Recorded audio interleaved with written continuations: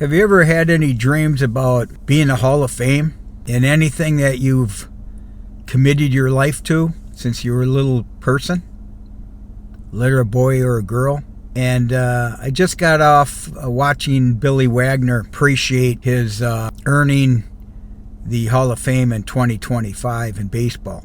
You don't have to be a baseball enthusiast or a sports fan or anything, but you know what it takes to make the Hall of Fame. Think about that. I've always thought about making the Hall of Fame, but there's no Hall of Fame for what I do in my life. Okay?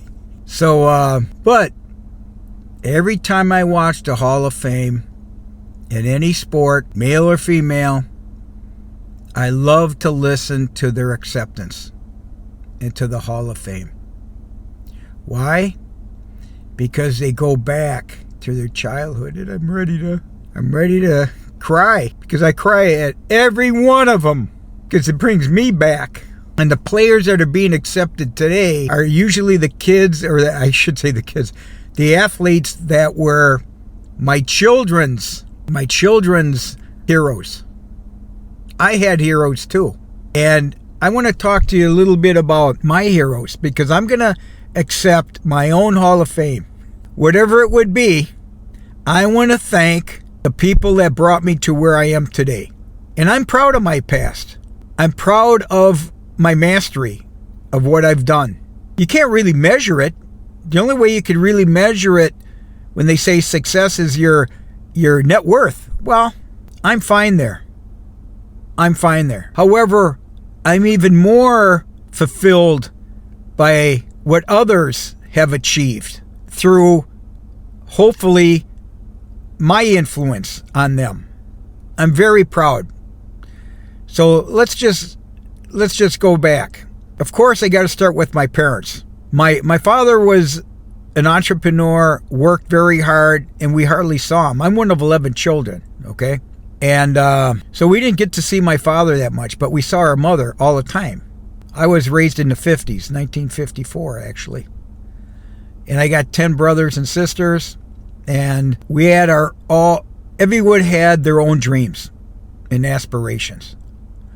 But what I want to say, I'm going to turn the car off for a second here. What I want to say is my mother was the athlete, first generation Polish. And if you could bear 11 children, you're one hell of an athlete. My mother's in the Hall of Fame, in heaven. Now, my mother was my biggest influence. My older brothers were my heroes, because that's what I saw. And we all more or less played the same sports. Neighborhood stuff, baseball, hockey. I'm from Minnesota. Hockey was a big deal. And we weren't much for football. And I kind of stretched it into soccer. Soccer was kind of an add-on in high school, because I didn't play football. I didn't want to get hurt.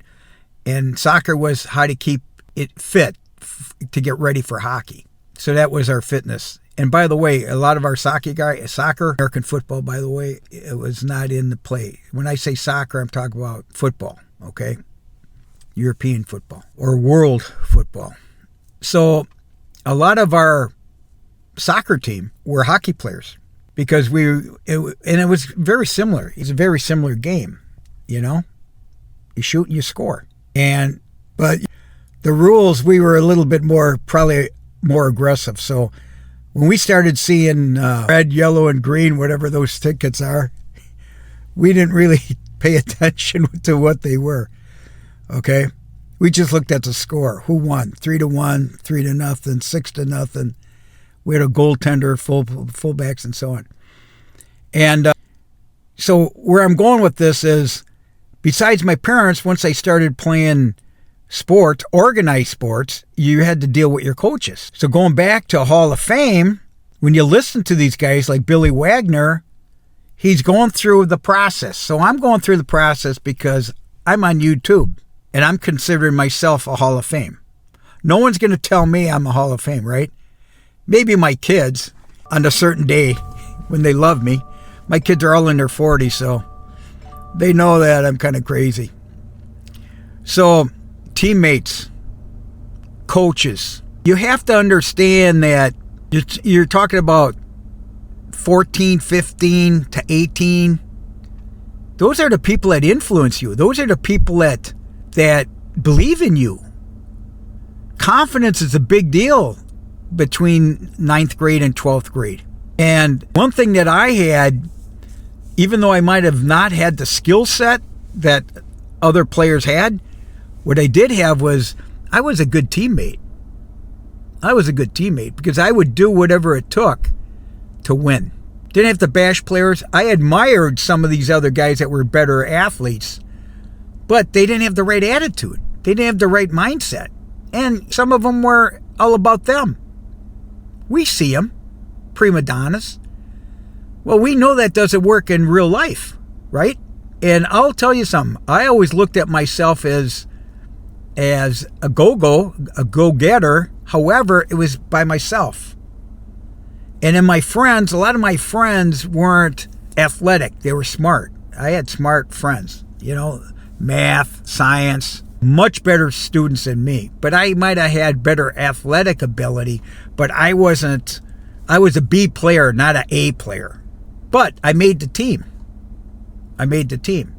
So after high school, I went to college. And then again, I lost my confidence because no one else went to my college, and I went to a small Division III school.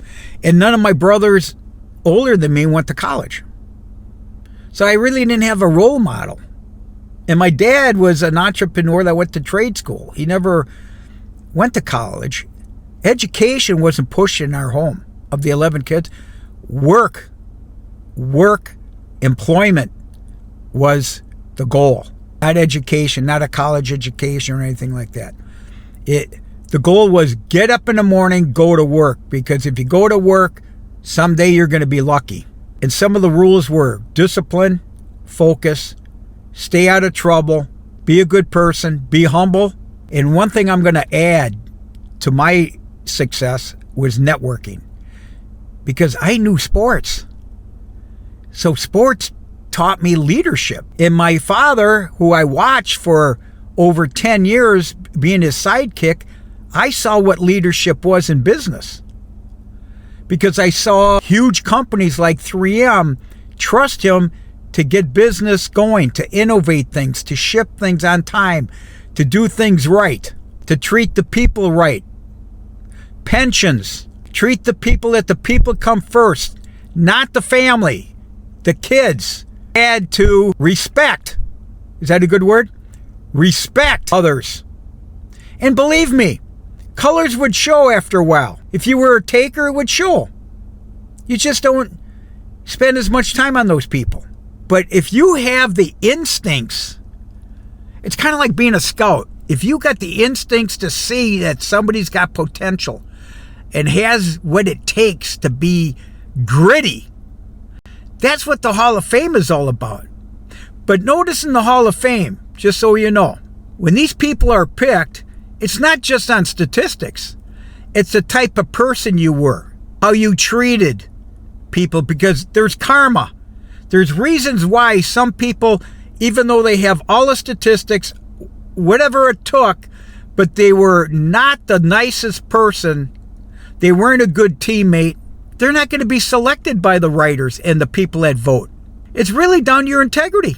So when you see these guys accepting the Hall of Fame, they're talking about their parents, they're talking about their wife or their spouse, they're talking about their kids, they're talking about their coaches. They go way back, 8, 9 years old, in that incident like Billy Wagner. I didn't know this. He was right-handed. He broke his hand when he was like 8 or 9 or 10 playing football. So he went to his left and he started throwing left. He went to a Division III small college, got drafted.